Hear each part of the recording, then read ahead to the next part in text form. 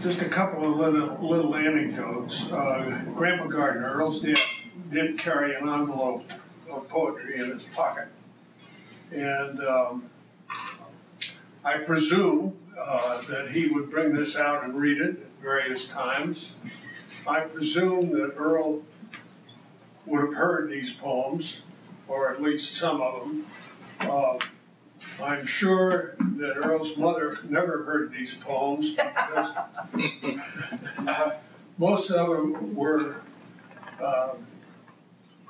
I guess, could be considered bawdy for their time.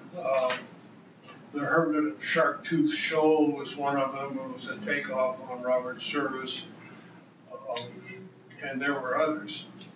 So to skip ahead, I did do an open mic over in Elko a few years ago, and this man, Baxter Black, was in the audience. Baxter Black is a doctor of veterinary medicine. He's been called the most successful poet in the United States, not cowboy poet, but poet, period.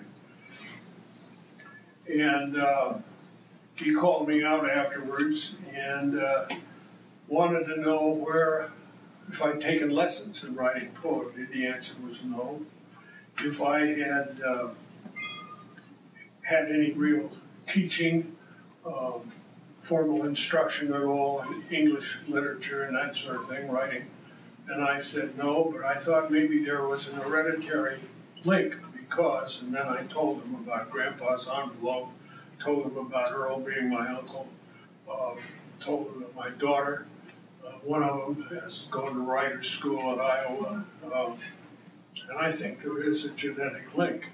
I can't do mathematics worth a damn, but I can write better than average, I suppose. And I, with your permission, even though Casey the Bat has nothing to do with cowboys, I will recite for you a little poem that I wrote. And what about the connection with me? Well, now just relax. Okay. I will do a little poem that I wrote. You know, you're always looking for themes, something you can use. A few years ago in the Art News Magazine correspondence page, down at the bottom was a little box. It said, write in, tell us everything you know about autumn leaves. And I thought, there is a theme for a poem. I can write about autumn leaves. So I sat down and I wrote a poem.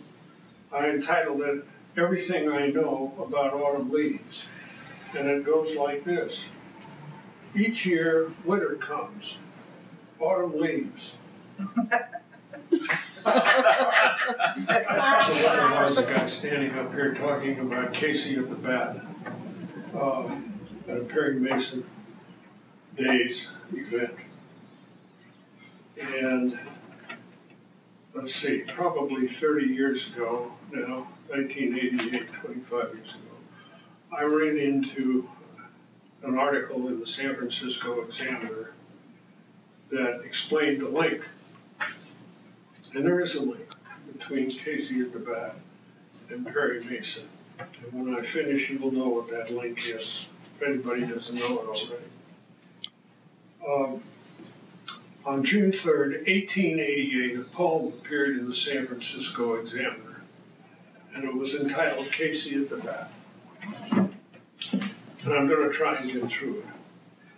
Now, the outlook wasn't brilliant for the Mudville Nine that day. The score stood 4-2 against them with but an inning left to play. And so when Burroughs died at first and Cooney did the same, a sickly silence set upon the patrons of the game. A straggling few got up to go, leaving there the rest with a hope that springs eternal within the human breast. They thought if only Casey could get a whack at that. Well, they'd put up even money with Casey at the bat. But Flynn preceded Casey, and likewise Jimmy Blake, and the former was a Lulu, and the latter was a cake. So on the multitude grim melancholy sat, there seemed but little chance of Casey advancing the bat. But Flynn let drive a signal to the wonderment of all, and Blake, the much despised, He tore the cover off the ball, and when the dust had risen and the men could see what had occurred, why, there was Blake, safe at second, and Flynn was hugging third. From 5,000 throats or more there rose a lusty yell. It rattled in the mountaintop. It echoed in the dell. It knocked upon the valley, and it recoiled from on the flat. For Casey, mighty Casey, was advancing to the bat. There was ease in Casey's manner as he stepped into his place. There was grace in Casey's bearing. There was a smile on Casey's face. And when he lightly tipped his hat, acknowledging the cheers, no one in the audience could doubt it was Casey at the bat.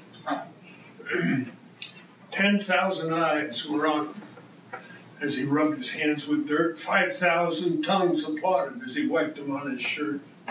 And as the writhing pitcher ground the ball into his head, defiance gleamed from Casey's eyes. A sneer curled Casey's lips.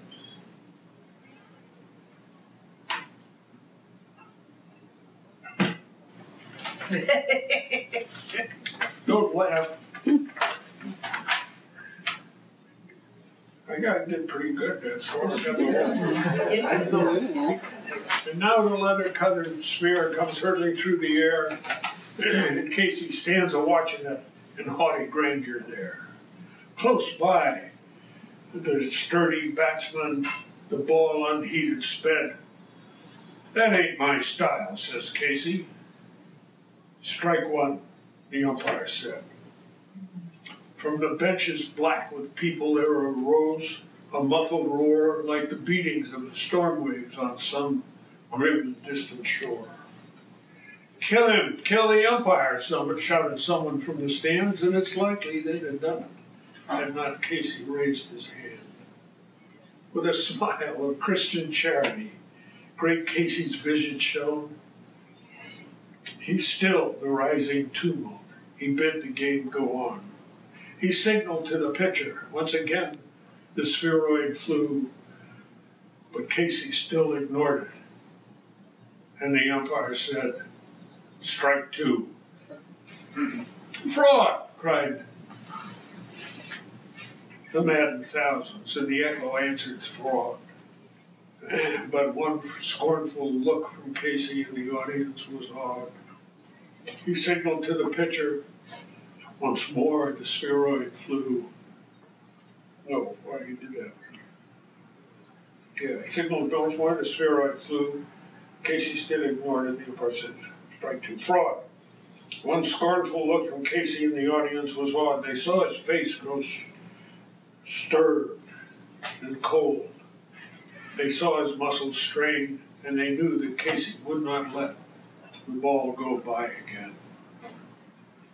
The sneer is gone from Casey's lip. His teeth are clenched in hate.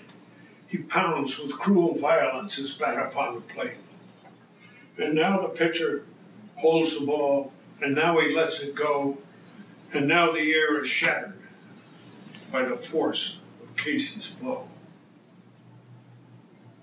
Oh, somewhere in this promised land, the sun is shining bright. Somewhere bands are playing, and somewhere hearts are live. Somewhere men are laughing, and somewhere children shout. But there is no joy in Mudville. Mighty Casey has struck out. Casey at the bat. There were two guys involved in this. The one who wrote the poem was named Ernest L. Thayer, and he was a friend at Harvard of a man they worked together on the Harvard Lampoon in the 1880s. That man was William Randolph Hearst. And the two came west together to San Francisco. And Thayer, it turns out, didn't like San Francisco. Health didn't agree with him. And after a while, he turned around and went back to Massachusetts. But he was writing things that he'd send to Hearst in the mail.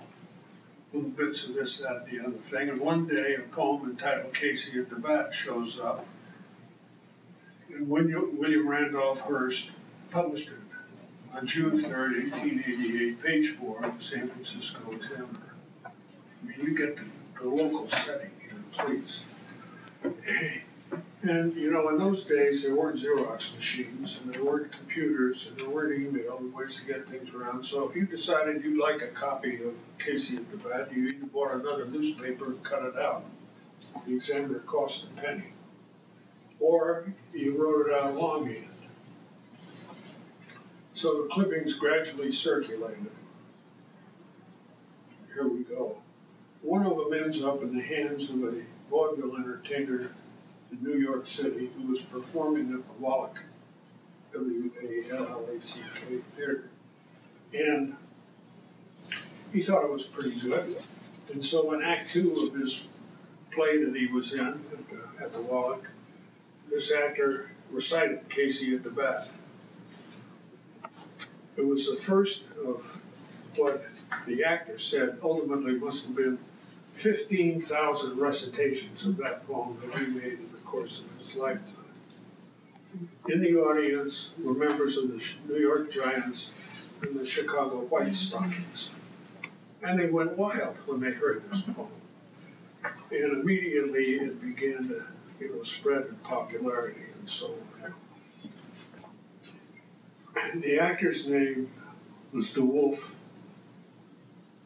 Very appropriate name because he had 6 wives. DeWolf Hopper. DeWolf Hopper's 5th wife was none other than Hedda. They had a son, William DeWolf Hopper, who ended up playing who? All Drake in the Perry Mason movies. All right. So the man, William DeWolf Hopper, his grandpa made Casey at the Bat famous. Wow. And Story. It's a nice little story. Well, what else can I tell you?